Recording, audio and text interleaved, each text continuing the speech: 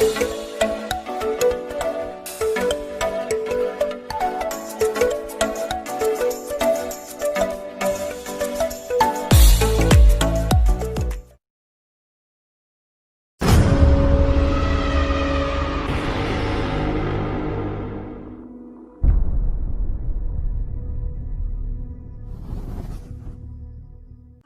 wabarakatuh. Waalaikumsalam warahmatullahi wabarakatuh.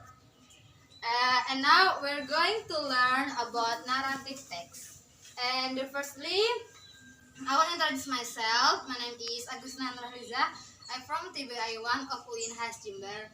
And now I want to fulfill about my final test that is about ICT lesson. Firstly, did you know what is narrative text? Ada yang sudah tahu apa itu narrative text? Baik, di sini saya akan menjelaskan tentang pengertian narrative text. Narrative text is an imagined story of entertain people. Yaitu narrative text adalah cerita imajinatif yang bertujuan menghibur orang. Jadinya sifatnya narrative text ini buat menghibur orang gini. Seperti contoh-contohnya tuh jenis-jenisnya ada dongeng, cerita rakyat, mitos, fable, dan legenda. Tahu cerita dongeng kan? Tahu. Kayak cerita Cinderella gini tuh. Ada cerita rakyat itu seperti kayak Malin Kundang. Cerita mitos tuh kayak hantu kuntilanak gini tuh. Yang sebenarnya tuh kayak hanya mitos gini, gak beneran gitu, belum tentu terjadi beneran gini tuh ya. Legenda itu kayak asal usul Danau Toba, asal usul Jatiurip bahkan gitu ya. Ya. Dan naratif teks itu biasanya identik dengan tenses past tense. Tenses past tense itu yaitu yang menunjukkan arti yang telah lampau atau sesuatu yang telah terjadi. Jadinya past tense itu menunjukkan sesuatu yang telah terjadi, kayak yang sudah dilakukan gini tuh. Kayak apa ya? Kalau dongeng itu kan sudah terjadi kayak dulu, asal legenda itu kan sudah terjadi di masa lampau, kayak dulu pernah terjadi terjadi banjir gini tuh, terjadi asal usul Jatiurip itu udah dulu gini, bukan terjadi sekarang gini ya.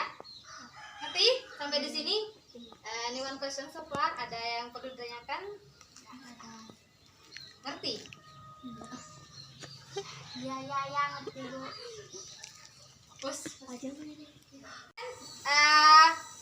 I want to explain about the function of past tense. Saya akan menjelaskan tentang fungsi dari past tense. Fungsi dari past tense itu menyatakan sesuatu aktivitas atau situasi yang terjadi dengan jelas di masa lampau. Jadi terjadinya sesuatu peristiwanya itu jelas di masa lampau gini.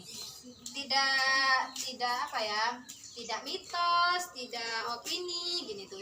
Artinya itu fakta gitu di masa lampau. Terjadinya itu di masa lampau itu fakta. Time signal ini kayak keterangan waktu. Keterangan waktunya tuh kayak yesterday, last night, this morning, ago, last.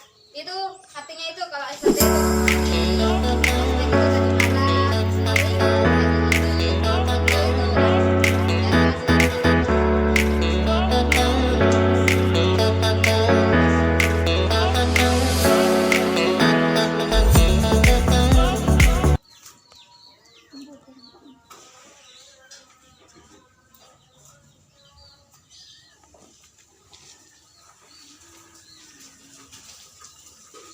okay.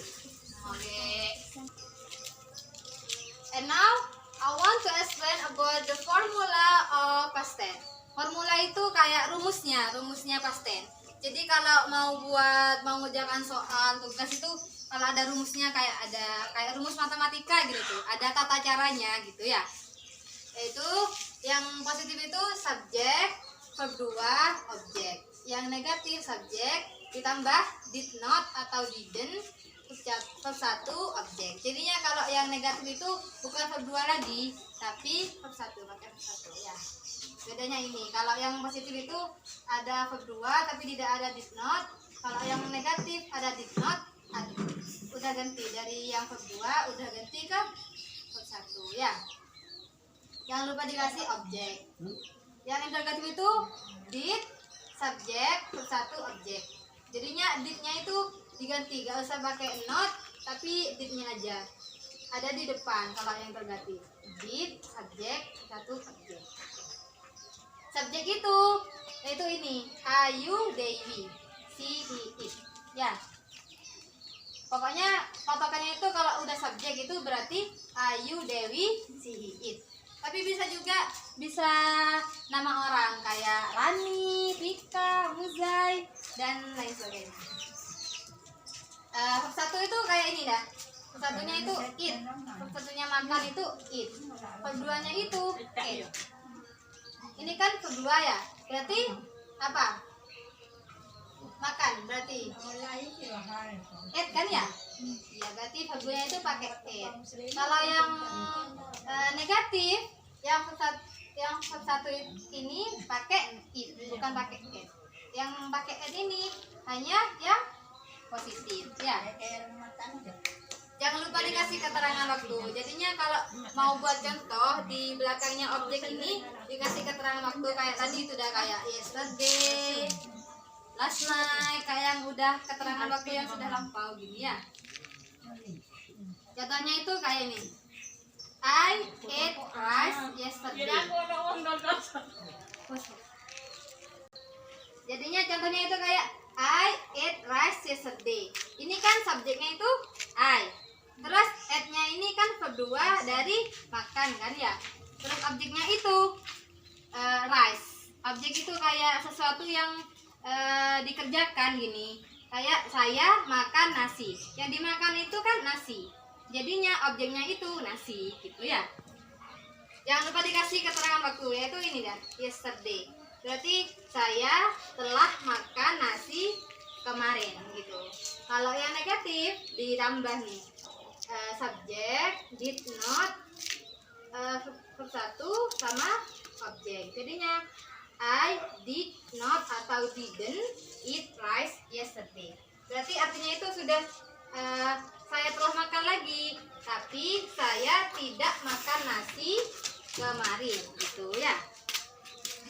Kalau yang interrogatif ini kan did-nya ada di depan kan, jadinya rumusnya itu contohnya did-nya itu ada di depan, subjek, verb 1, objek, keterangan waktu. Jadinya artinya itu kalau di bahasa Indo kan itu apakah aku makan nasi kemarin gitu ya.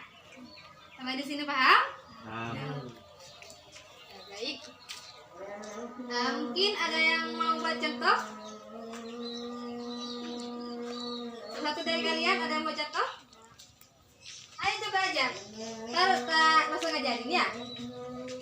Mas Alfi mungkin buat contoh. Rika, ayo lanjut. Bos nih. Pramuka.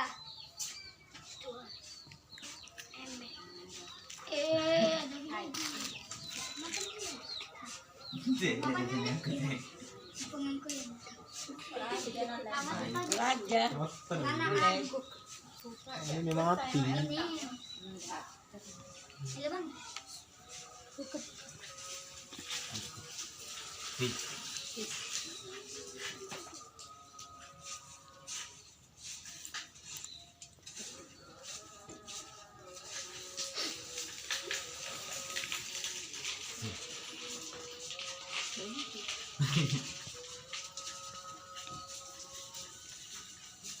Ada.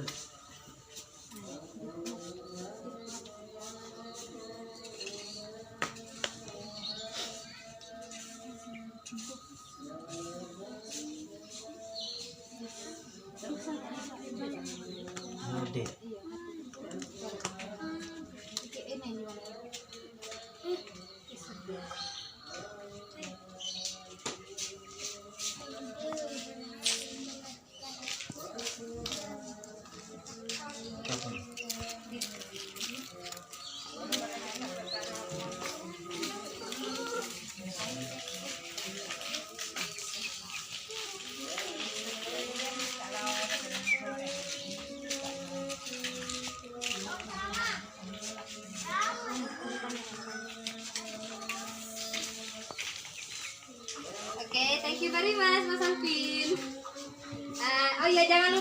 Ya kalau yang interrogatif itu ditambahin apa tanda tanya. Kalau kalian seandainya disuruh sama siapa ngerjakan tugas ya, kalau tidak ada tanda tanyanya itu berarti itu salah. Pasti dibilang itu salah. Meskipun jawabannya kalian udah benar, tapi tidak ada tanda tanyanya, itu pasti dinilai salah. Ya. Sampai di sini paham?